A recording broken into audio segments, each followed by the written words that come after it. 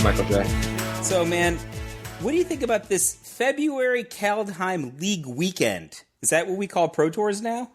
Dude, well, is it a Pro Tour? It's like a split format Pro Tour, but on one side you have Hall of Famers, on the other side you also have Hall of Famers? It's a thing. It's definitely high stakes. It's a different kind of experience. There's just not that many people the same way as a Pro Tour, but they definitely have consolidated a bunch of the money, and so the stakes are real, and the format, the decks coming out of it, very real and very worth talking about. Where do you want to start, man? All right, so let's start with one-time world champion Seth Manfield with a Sultai ramp deck with Yorion in it. The reason that this one catches my eye, I looked at this deck. This is a standard deck, not one of these like big format Cascade decks. I see the card Valky God of Lies. This is just like a legitimate, fair deck, right? You just cast Valky God of Lies on turn 2. This is a deck you could bring home to meet your grandma, right? Well, I question you just play Valky God of Lies on turn 2. That's not really what you do. What are you talking about? There's no Cascades in this deck. There's nothing. There's Emergent Ultimatum. Oh, Patrick, how would you ever cast that? It costs like 7 mana. I would just tap 7 land. Oh, wow. Cultivate, Tangled Florahedron. Oh, wow. At least you have to get to that 7 mana, right? And part of what you're trying to do here is the default split is some mixture of Kiora Bests the Sea God, Alrund's Epiphany, Seagate Restoration, Valky God of Lies, Vorinclex Monstrous Raider. And sometimes you'll get sweepers, and sometimes you get, card draw or even the Chariot. But the big thing you're trying to do is just get 3 high-impact bombs for whatever board state you're in. Because it's not like you can really put your opponent in a bad way if you go get if you get Emergent Ultimatum and go get Valky God of Lies, Alrund Epiphany, and Kiora Best the Sea God. Your opponent's in really bad shape, right? Right, so let's just make sure that we know what's going on. So Emergent Ultimatum is a very powerful ultimatum, but less popular than the Genesis Ultimatum we've been talking about for the past several months. It says, search your library for up to 3 monocolored cards with different names and exile them. So it's important that they're monocolored. Like Valky God of Lies. Like Valky God of Lies. An opponent chooses one of those cards. Shuffle that card into your library. You may cast the other cards without paying their mana costs. Exile Emergent Ultimatum. Obviously, you don't want is maybe the wrong term, but chaining Emergent Ultimatums, I think, is part of the reason why they have the monocolored constriction here, right? It's the single biggest reason. I mean, it's probably bigger than every other reason put together. So you get other than just going to go get 3 other ultimatums. Okay, yeah, actually, any ultimatums, but Emergent is already here. So Valky God of Lies, every which way we've abused how you actually play this. This is not a card you intentionally play on turn 2, nor is this a card that you intentionally play as a monocolored card, right? So it's black on the front side. Not usually. As we all know, it's black and red on the back side. So you can get this Kiora Best the Sea God. I love, by the way, that Kiora Best the Sea God is now an elite constructed card and not just ruining limited games. And like Alrund's Epiphany, you said is maybe a third one that you would get. Yeah, and sometimes you got there's other packages, right? Like you could go get Seagate Restoration just to draw a ton of cards, and you could get Vorinclex to just kill somebody else's Planeswalker while also putting a huge board presence down. But the default is Alrund's Epiphany, Kiora Best the Sea God, and Valky God of Lies. Because Kiora Best the Sea God completely that's just such a dominating board position that's on so many angles and so hard to interact with. Yeah, in any way remotely profitably. Chapter 1 creates an 8/8 creature with hexproof. Right, and that's just getting the party started. And you got another thing. That's the other thing. Emergent Ultimatum casts you 2 cards. One of them is Kiora Best the Sea God, which has 2 other chapters, and starts off with an 8/8 hexproof. Well, and then if they give you Alrund's Epiphany, and Kiora, you'll get to immediately attack for 10, plus you'll have locked down your opponent's whole board, both on your attacking turn and for their next turn and your next attacking turn, which is already 20. And that's to say nothing of the confiscate you get at the end, including getting to untap it. I mean, also this is an enchantment, which is a permanent, and this is a Yorion deck. So, there's some other angles that you could do there. It's funny to me. If they give you Valky in Auron's Epiphany, you just get to use Valky multiple times and completely devastate them. And if they give you Valky in Kiora, holy cow, are you just crushing it. So the thing that's funny to me about this strategy is, and you're getting these Auron's Epiphany packages, right? There's 2 Auron's Epiphany in this deck with only 1 copy of Vorinclex, 1 copy of Valky, 1 copy of Kiora Best the Sea God. Like, if you look at the effect, especially the effect relative to the cost, it's clearly the weakest. But the problem is you get one of the other 2 along with it. So you're like... And doubled up. Yeah, that's the problem, right? So you're all right. Sick multiplier. Like, if I get 2 activations off Valky and the Auron's Epiphany, or I get, multiple swings with Vorinclex, or I get, multiple chapters, mana to set up a potential Yorion situation with Kiora Best the Sea God. I actually think it's hilarious. This is the card that they're like, oh yeah, this one stinks. No, it doesn't stink when it's getting cast for free next to one of these other cards that costs way more than 7. Something you got to remember about this deck is that it's really actually just a fancy Tooth and Nail deck. Your Tooth and Nail is Emergent Ultimatum.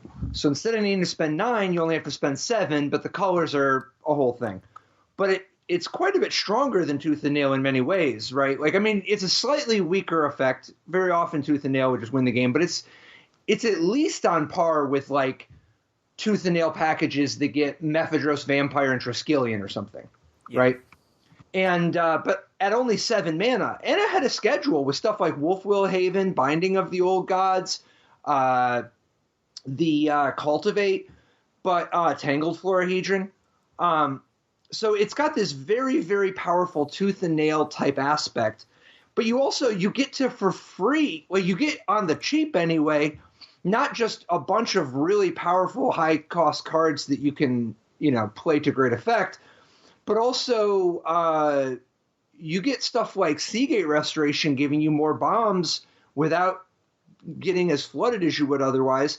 But you also have a couple other plans. You've got the Yorion just value plan, which aside from stuff like Blinking, Binding the Old Gods, Omen of the Sea, the cool one here is Asika's Chariot, which is it's a very powerful threat in its own right. You get multiple bodies, and you get this bigger body that implies attacking and generating even more value. And even if they get rid of the Chariot, you still have the 2/2s. And later you can power it up. And then it also has synergy with stuff like Yorion, where now you blink the Chariot and you get 2 more tokens. So let's talk about Asika's Chariot for a second, because I think that for a deck like this, which has such a powerful high end, right? This is a rampy deck with cards like Wolfwillow Haven and Cultivate. So you have this card, Asika's Chariot, which is like a 4/4 vehicle for 4 that makes 2/2 green cat creature token. So when it comes into play, you get 4 power across 2 bodies, in addition to it itself being potentially a 4/4. It makes a 2/2 every time you attack. If that's the best token you have, right? Right, because sometimes you have an 8/8 hexproof. Yeah, that's the best one. Yeah. Asika's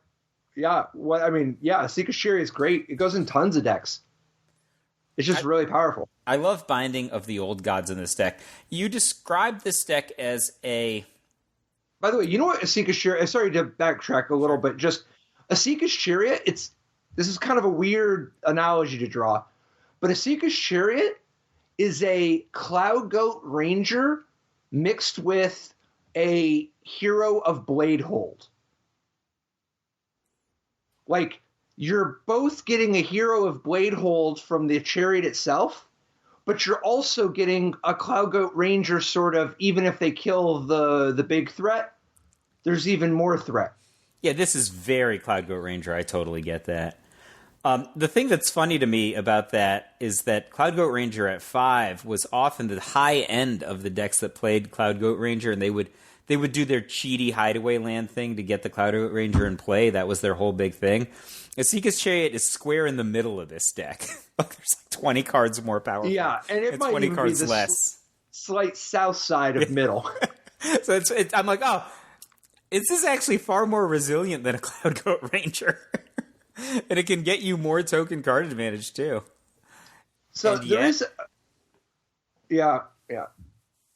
But there is a little bit of interaction here. Mystical Dispute, Negate, Heartless Act, Shadow's Verdict. So you're not without some interaction there. Even one Duress to be a part of some potential Immersion Ultimatum packages. This deck looks great. It's really exciting, and I think that if there were one... criticism's the wrong word, but if there were one thing I'd want to do different, Seth has got one copy of Elder Gargaroth in the sideboard. I think that I would want to lean into that a little bit more. Like, you've got... You don't think that there are games you just want to play 6/6 for 5 in a deck that's got Cultivate? Sure, but there's opportunity cost. I just think that you only have so much room, and Polukranos Unchained does something similar. It's not quite as good, but for what you need, it does a decent job, particularly given the fact that it's a lower spot, a more convenient spot on the curve. But what's more, Polukranos does double duty as part of your anti-control plan and part of your anti-rogues plan. That's fair. I mean, Polukranos is also better with Yorion than Elder Gargaroth is. Yeah. I mean, Elder Gargaroth doesn't line up very well. It just does nothing with Yorion. All right. So, yeah, I thought that was a fun one to start with. This is a crazy deck. And I think it's just the fact that this deck can exist alongside probably some of the monocolor linear aggro decks, as well as a wide variety of adventures decks at the same time in Standard, is a testament to how much better that format is than it has been in years, probably. Well, there's one more piece of technology that we would be remiss to not touch on, which is the one Ketria Triome.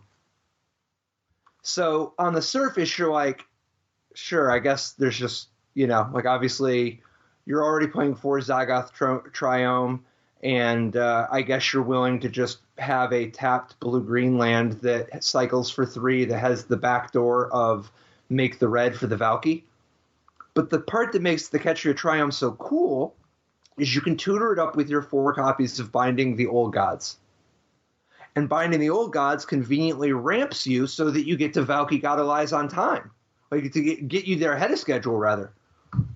So if you actually just go like turn 2 Wolf, if you ever just randomly draw the 1 Valky, it's so cool that Binding the Old Gods makes just hard casting Tybalt Cosmic Imposter very doable.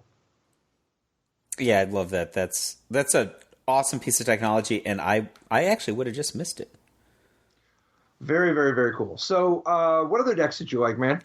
So let's check out William Jensen's deck. William Always. Baby Huey. And Adventures did great across the board. Adventures, one of the best performing decks in general, and Huey's list, if Huey's playing it, I assume that he's playing the best version. Well, there is a one-of in that deck that a lot of other people didn't play that we, I think, last saw as a standout in Historic. So what's going on with that? Are you talking about the Yasharn Implacable Earth? I am. Well, I mean, to begin with, it's a 4/4 that draws you 2 cards, right? So, like, that's at least something. You're kind of doing something, right? But then, second of all, it's got that disruption ability, that piece of interaction, right? Like, players can't pay life or sacrifice non-land permanents to cast spells or activate abilities.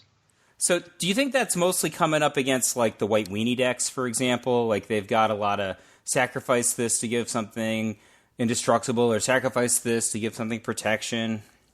That's a huge part of it, because then, like, when you've got Selfless Savior and Alseid of Life's Bounty trying to protect some of your cards like the Lurrus of the Dream Den or Skyclave Apparition. That's a pretty potent form of interaction, but you're also just making it so that people can't force you to like when you interact with Rakdos Sacrifice. Oh, like Andrew Cuneo played that, yeah, right. So I think that's another big part of it, right? You can mess up their dragon, yeah. And at the end of the day, you're talking about a 4/4 that draws 2 cards. So yeah, when I saw that splashed in their deck, I was just like, why don't you play more? Like they've got like multiple. Well, no. The reason you're not already, if you're already only playing 3 copies of Showdown of the Scalds, you're clearly already constricted on 4s. You know. Why not play 75 card deck? Because if Huey did it, it probably would have. It was probably right the way he did it. Well, this deck's also got Masked Vandal. It's a nice little changeling action. As a one of, yeah. Yeah. And one of the reasons that the one-ofs do matter a little bit is that when you get access to so many cards, the way that sometimes the Great Henge and Showdown of the Scalds will lead to you just looking at a huge number of cards. And that's, of course, to say nothing of Edgewall Innkeeper. And so being able to just find one copy of Masked Vandal some of the time, it just adds a nice dimension to your deck. Yeah, I agree. I mean, Masked Vandal obviously has so much utility. Like it's weird. It's this card like you just play it as a 1/3 and you can slow down because there were so many mono white beatdown decks, right? That they're full of like 1/1s that at least unenhanced can't get through a 1/3 if you were to play it defensively on turn 2. A ditto on some of the red decks, and then it actually has its other text to do its real damage. So. The part I like is the sideboard 2 copies of Archon of Absolution. You don't see that too often, but it's a nice innovation to help combat the white aggro decks like Golgowski played. I was really surprised at how popular the white aggro decks were, especially, amongst like really like super top players. Like PV played white aggro. Yeah. I think part of the appeal of the white deck this time, and PV, by the way, had a couple of interesting twists that are very worth looking at himself. But I think part of the appeal here is, first of all, Reidane, God of the Worthy / Valkmira Protector Shield, actually a great fit for that strategy. Second of all, card is unspeakably powerful. It's crazy how good it is. I can't believe they printed it, actually. Well, so the reason it's so important here is that as a hoser for these ramp decks, it's otherworldly. Like when your opponent's trying to play Binding the Old Gods and up, making their cards cost 2 more is incredible. It's absolutely incredible. So that's its single biggest purpose. And then you do get... Oh, go ahead. Oh, really? And that's not even how I read that card, right? So this is a 2/3 Flying Vigilance for 3. But, my baseline calibration for the format is around, like, I love the red aggro deck. Kai Buddha played a version of the red aggro deck. Swimsuit Calendar model, Martin Yuza played the red aggro deck. Like, that... I guess it's the second line. Snowlands your opponent's control enter the battlefield tapped? Are you kidding me? Yeah, no, I don't know, man. I think just don't play Snowlands. So many people play most of the lands. Like, there's just so many tap lands already anyway. I don't know, man. I don't think that's that big of a thing. Who's even playing Snowlands? The mono white deck and the mono red deck are chock full of Snowlands, 20 plus in each. That's true. That's true, because once you're playing a Faceless Haven, you do want to kind of get them. But the problem is when you're playing as mono red or mono white, their land's starting to come into play tapped on turn 3 isn't like necessarily... It's something, but it's not like the biggest deal in the world, right? So I think if you've got this card in play and you're playing the mono white mirror, and you can either steal play or like if it's going to come down to like somebody getting 4 for Halvar got a battle and you took them off curve for that, I think that's a thing. And then I think it's even worse in Mono Red. I don't think Kai played Goldspan Dragon, but most people play multiple copies of Goldspan Dragon. If you take them a turn off of being able to cast it, because that card is enormously expensive for a Mono Red aggro deck, you just literally, like, they hit their 5th land and it comes into play tapped. They're just like, you might mess up their math for being able to deploy an Embercleave. I understand it's not a permanent effect, but, like, these matchups are mostly about, like, pantsing somebody up with an Embercleave or a Maul of the Skyclaves, starting early and just finishing the game, right? Like, if you can stop them from getting their battleship, like, that could be it, like, for one turn. So, I don't know. I just don't think that Mono Red is that big of a part of the metagame. And regardless, it's nice to have against somebody who actually plays Snowland. The reason you're playing it is to just to completely demolish the emergent, like the big ramp decks. So, what do you think? You think Mono White is this is like real deal, real player? Oh yeah, definitely. This isn't just like, like sometimes there's formats and spots where you're like, oh, this is the week on any particular week. It might be the week where 20 land Mono White with 21 drops or whatever is the right deck. This is not that. This is just a full-on legit deck. First of all, you're not 20 land. You Faceless Haven is like awesome, right? It is awesome. Second of all, you got a lot of staying power. Your 1-drops, like Giant Killer, both has more utility as the game stretches as a permanent, but also as a spell with some inherent card advantage. Usher of the Fallen can generate card advantage and let you use your mana productively. Alseid of Life's Bounty and Selfless Savior can actually protect some of your high-impact cards that can generate more value over time. Luminarch Aspirant, more value over time. Skyclave Apparition, board control. Lurrus, more value over time. Season Hollowblade, a lot of flexibility. This is, in some ways, I mean, it doesn't have the removal package with burn that Sly had, but in many ways, this is a Sly deck. I think this is a really, really cool white aggro deck with a lot of, like, mid-speed aggro deck with a lot to like in terms of ability to impact the board. In some ways, it's kind of like a green-white deck. It just doesn't need green. How much do you think is bundled up in, like, getting one of these guys down early? Like, you probably don't want to play Giant Killer on the first turn, but maybe you got to. But, like, probably Seasoned Hollowblade is a great example, right? 3-1, very hard to kill on turn 2. You slam down Maul of the Skyclaves, right? And then how much of this offense is just sticking Halvar got a battle? And you've got Maul of the Skyclaves on somebody. I don't know. That's pretty niche. I don't think, you could play anywhere between 0 and 2 Halvars. It's a nice to have added dimension, but it's just not that big of a part of the deck. Like, part of the value is that you're looking to actually just cast Sword of the Realms is what you're trying to do. Like, you play Halvar, of course, when you have a Maul already on something, and then you get those explosive draws. But that's not the primary plan.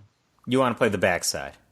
Right, yeah, you only play Halvar most of the... I mean, sometimes just a 4-4 for 4 is just good or whatever, but you're trying to play the backside. Because you're trying to have the Maul already in play, but you're playing as many Mauls as you can.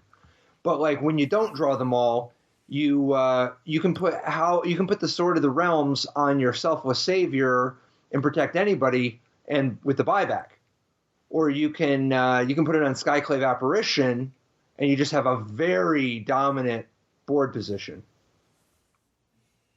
It's like a Selfless Savior or Alseid of Life's Bounty that just keeps on giving. And that's what this deck has, is a lot of staying power. Faceless Haven, more staying power. The Maul, even if they get rid of your threat, you still have the Maul, more staying power. Lurrus, more staying power. This is a deck with a lot of staying power. So I just want to look at kind of what we're getting out of this for the cards that are investing. So I don't disagree with anything you're saying, but like I felt like 2-3 weeks ago, Mono Red was heads and tails top of the standard metagame.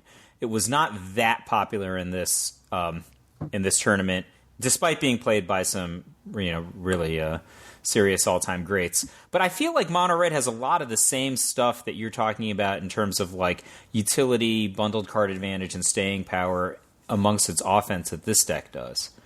I don't know, man. Your 1-drops are like Fireblade Charger and Fervent Champion. That's so much worse than the 1-drops in the white deck. I mean, well, it's worse if you're planning to get into creature combat. Those cards are pretty good for attacking opponents. But that's my point, is that it's just a different deck.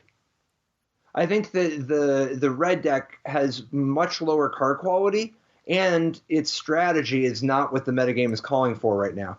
When somebody kills your threats in the red deck, I mean, Annex is kind of an exception, but there's a lot less staying power the same way. Like less of the cards here are generating more value. There's some of that action going on. Bone Crusher is an implied 2-for-1. Embercleave, it's a little more unwieldy, but it gives you something that can be a high impact threat. Pretty good with a Fireblade Charger. Of course, but the white deck has so many more 1-drops, and they're all way better. So I think that the white deck is great. I also I appreciate that the metagame is in such a spot where there's enough respect by everybody about the white deck that all the white decks have to play Scalding Cauldron in their sideboard. That's that artifact, 1 colorless. You can pay 3 tap and sacrifice Scalding Cauldron to deal 3 damage to target creature. Why are you playing this 4-mana deal 3 to a creature? Because it's colorless. And Archon of Absolution is a staple in the format now, because this deck is so good. That is hilarious. That card didn't always make the cut in draft. True, but in many formats it would. But yeah, this is some real Aeolipile the Black Knight type of stuff. Oh, you're singing to my soul when you talk about it that way. Oh yeah. I think that the white deck is one of the best decks in the format. I'm a big fan of that Sultai deck, but I do think that the Sultai deck should evolve a little bit to get a little bit better at being able to fight Reidane, God of the Worthy, and just this white deck in general. I mean, how do you fight Reidane, God of the Worthy? You just play point removal that can kill a 3-toughness creature? I mean, is that how you do it?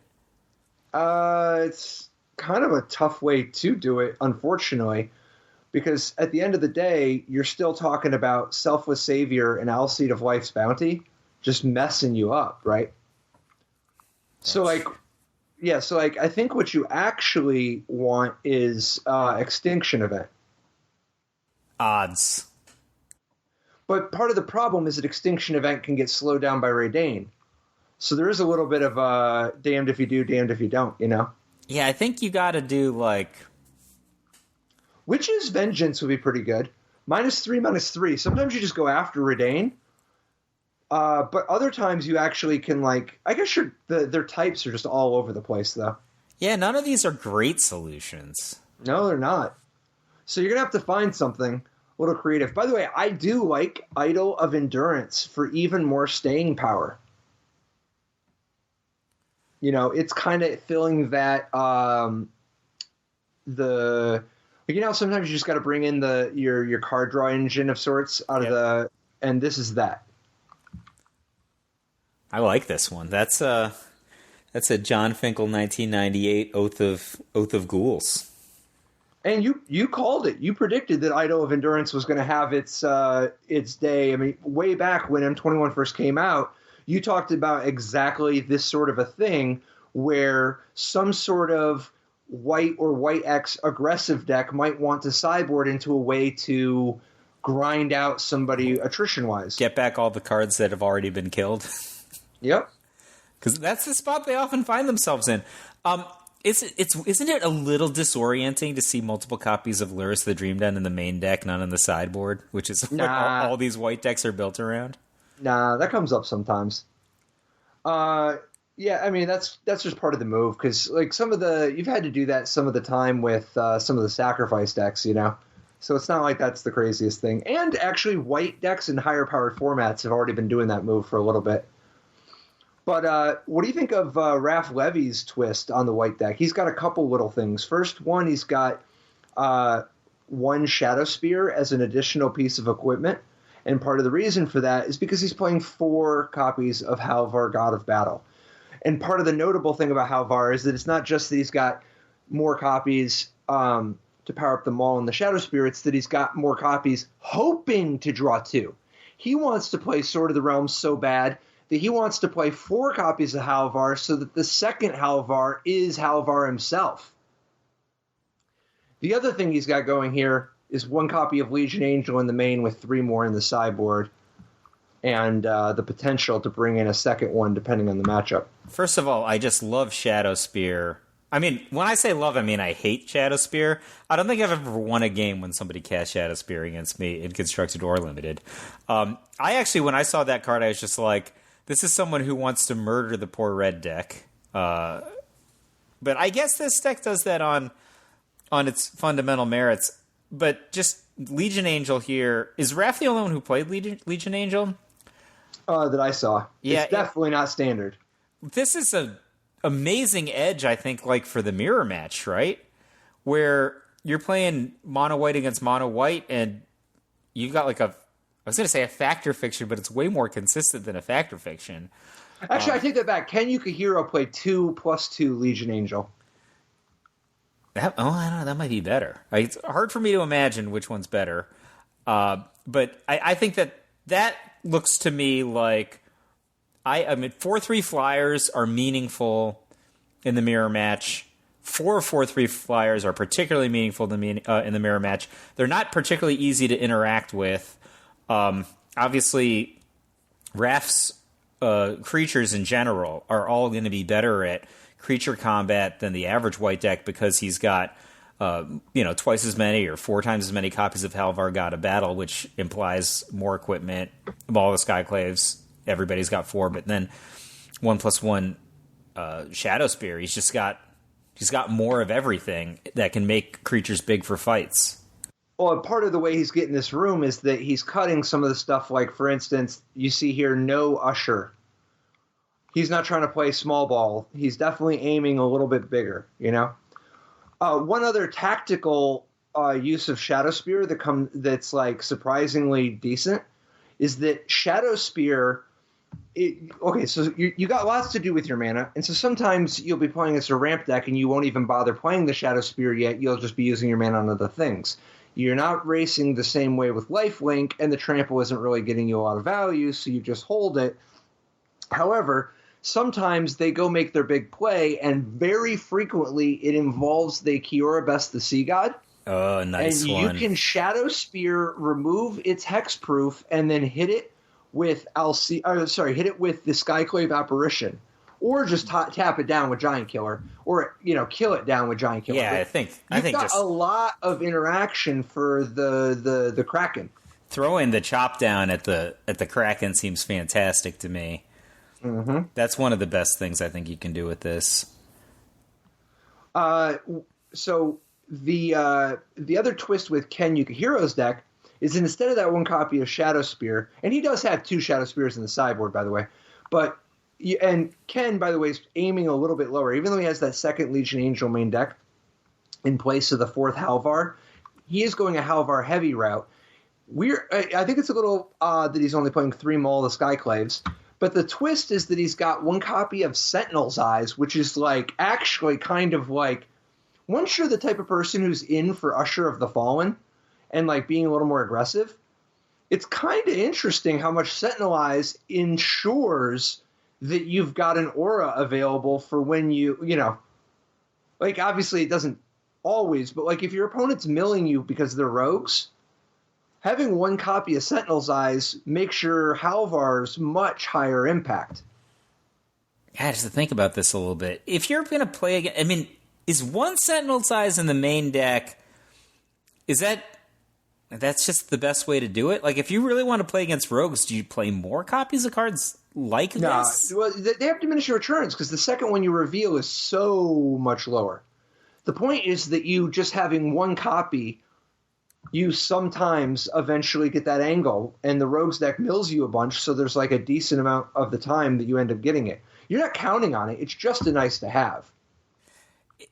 I mean, I think it's not worth the slot of the fourth Maul of the Skyclaves, though. Well, I agree. I would definitely play a fourth Maul one way or the other. But I like Raph's Twist. I like the idea of going a little bit bigger. What did you think of Li Tian's twist on the 4-color cycling deck, by the way? Because like we've been seeing a lot of the cycling decks in the past, but they usually have just been basically Boros, right?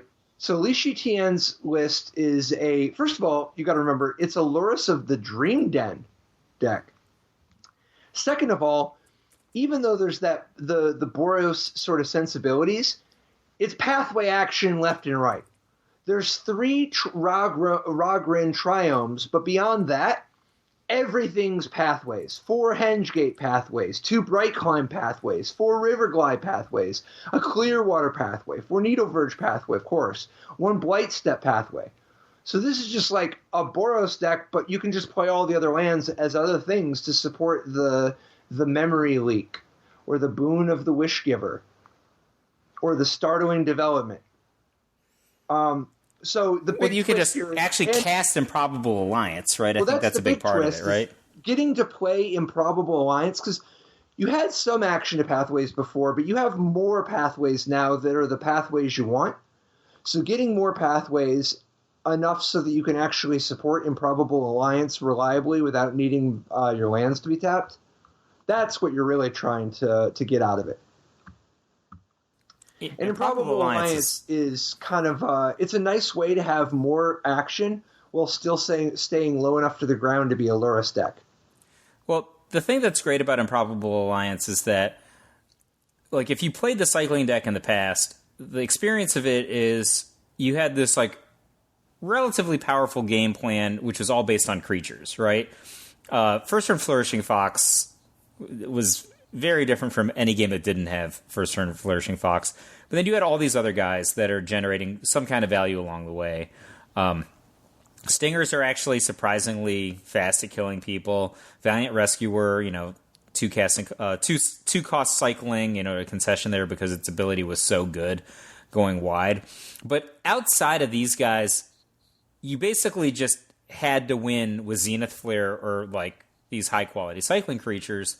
But, like, you were bad in a bunch of situations. One of the things that I think people really underrated with the cycling deck is how easily it gets flooded in the mid-game. Just absolutely, like, you have so much cycling, you're like cycling. What are you cycling into? Right? Because oftentimes you're, like, cycling a mid-game Fox to keep your cycling engine going, which means that you're taking your creature-based asset and putting it in the graveyard. Right? So I think, like, Improbable Alliance does 2 things here. One of them is, if you get swept, if you get your creatures killed, you have a non-creature source of, potential ways to win. Even though it makes creatures, it doesn't get completely shut down when you get Wrathed, right? But the second and really important thing about this is a deck with like 19 lands that very often will have like north of 6 lands in play, because it's the nature of how the deck works. And so, instead of just being cold and like, I hope I draw my Zenith Flare, you can help yourself draw your Zenith Flare while setting yourself up to make 1/1 blue fairy creature tokens. Yeah. Plus, sometimes you end up, going real low. But what I wanted to ask you about is, how does this deck fare against the white deck? Like, I look at this deck and I see stuff like Draneth Stinger and Draneth Healer generating a pretty decent advantage for racing if you can just not get run over. But Valiant Rescuer, Improbable Alliance, and Flourishing Fox seem like they might be able to give you enough to kind of hold the ground for a while to kind of get everything up and running. And some of these cards actually have a lot of value. Like Shredded Sails is just like a decent card. Yeah, so I think like the matchup against like a fair creature deck like the white deck is very, very, very like tactical and very careful, right? So I think that this is the epitome of the type of game that if you have a first turn Flourishing Fox is very different than if you don't, because most of the white deck's creatures are just on a 1-for-1 basis better at combat than most of the cycling deck's creatures, right? Like these guys are like 2-1s and 2-2s for the most part, and not 4-4s, and not getting equipped and so forth. But Flourishing Fox can just be an 8/8, and and if they don't remove it from game or something, you can be in a very good situation in terms of its ability to scare off attackers. Because a big part of your game plan is just to not die, and I think both Valiant Rescuer and Improbable Alliance help you not die just until you get to multiple Zenith Flares. Sure. But if you're just relying on your 2/2s to keep them from attacking you to death, I think that you're getting some value, especially for, I think Drannith Healer is very, very valuable. Having 2 Drannith Healers in play is probably very annoying for them to play against.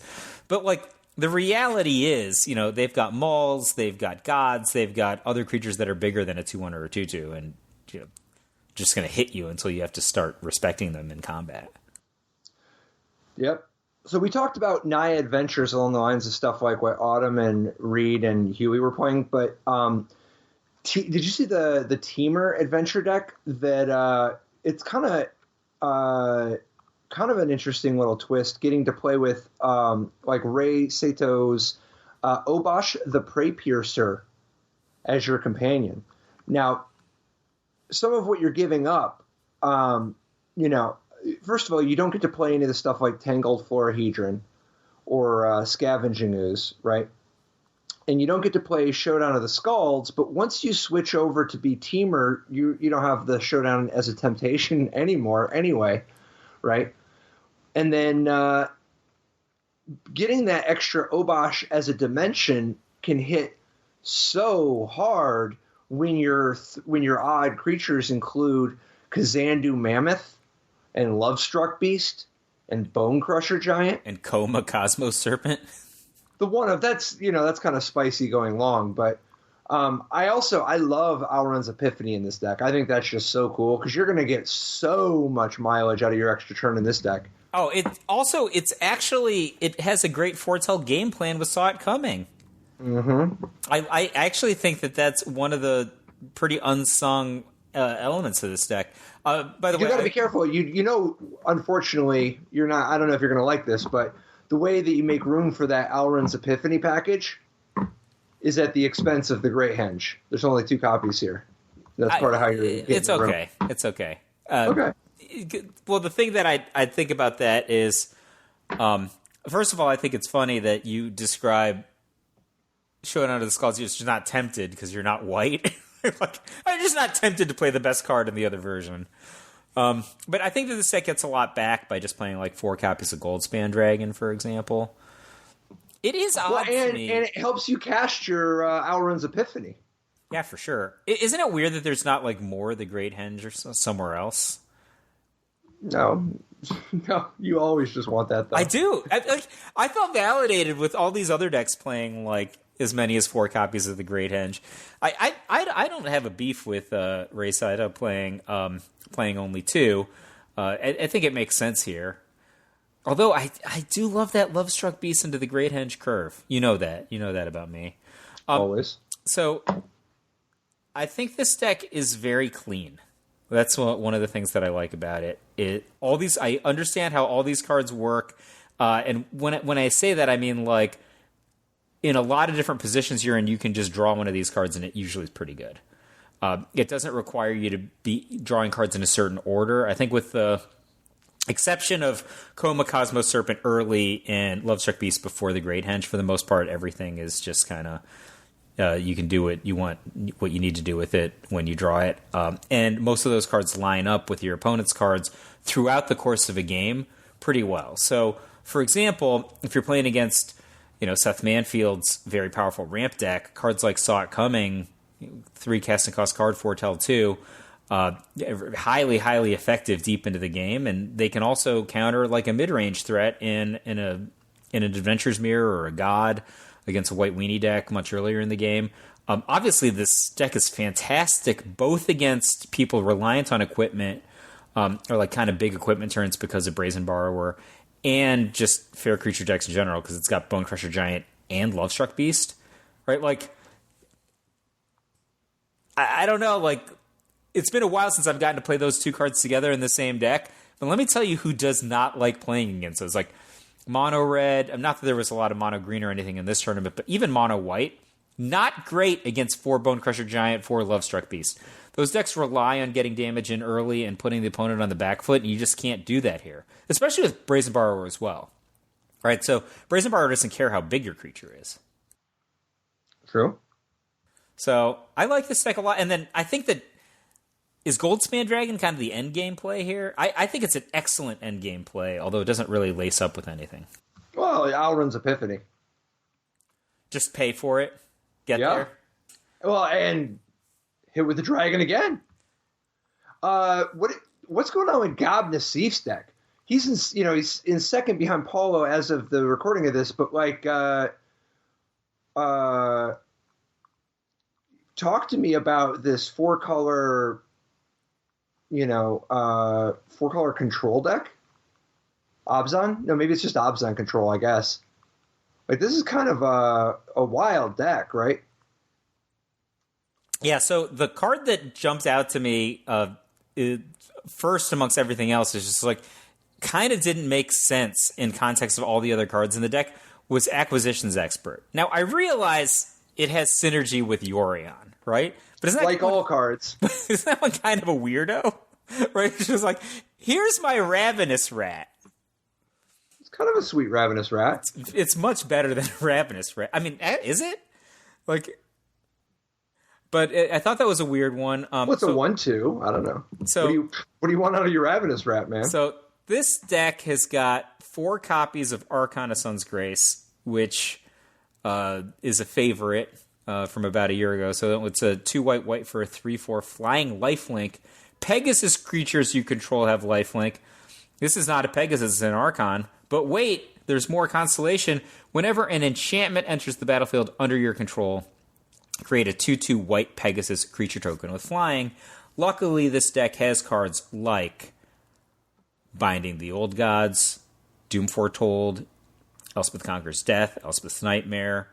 There are a lot of enchantments. Omen of the Sun, Birth of Meletis. Well, talk to me about Lithoform Blight, because that's the exotic one, right? So Lithoform Blight is another enchantment that can help you trigger your Archon of Sun's Grace. It's 1 and a B for an aura. You enchant a land with it, though. When Lithoform Blight enters the battlefield, draw a card like that. This is kind of like a Spreading Seas, Patrick. Yep. Enchanted land loses all land types and abilities and has tap, add... Was that snow? No, just add colorless. Just add colorless. And it also has tap, pay a life, add 1 mana of any color. So it's now a Gladiator's Coliseum. So Lithoform Blight is like a Spreading Seas, so I love it. But it's not a Spreading Seas that... Well, it fixes your mana. Yeah. You can fix your own mana. Yeah. But I think, like, it's there partly... I mean, fix your own mana, I guess, comes up some of the time, but it's a cantrip enchantment. It triggers your Archon of Sun's Grace late. It gives you fuel for your Doom Foretold. Maybe it can help you cast your Doom Foretold.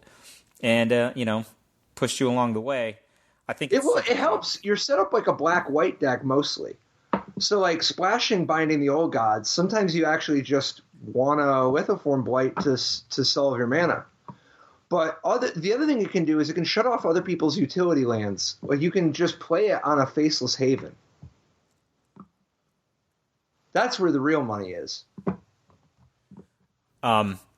Spreading Sea style. You just... Yeah.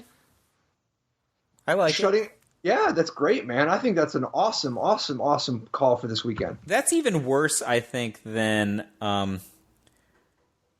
Spreading Seas, because you took a colorless land and then you made it into a different kind of colorless land, and you're like, hey, you can create color, but the decks that play Faceless Haven don't typically have a problem creating color. Well, that's not work. The Spreading Seas is effectively would just make it colorless for them. Yeah. So the Spreading Seas is no different, except that Lithoform Blight gives them the option of paying life to get mana of any color. So it is a little worse than Spreading Seas, but it has the advantage of both being legal and in your colors. You know what my favorite part about Nassif's deck is? What's that? The one Land War Visionary in the sideboard. Oh, yeah? How can you not love that one? I love this deck. This seems pretty awesome to me. Dude, you know what I love? When you Ameria's Call, you get 2 4/4 flying white angel warrior creature tokens, which means that your acquisitions expert can hit for 2. Taste it. You can sideboard in the Elderfang Disciple so that you can hit for 3.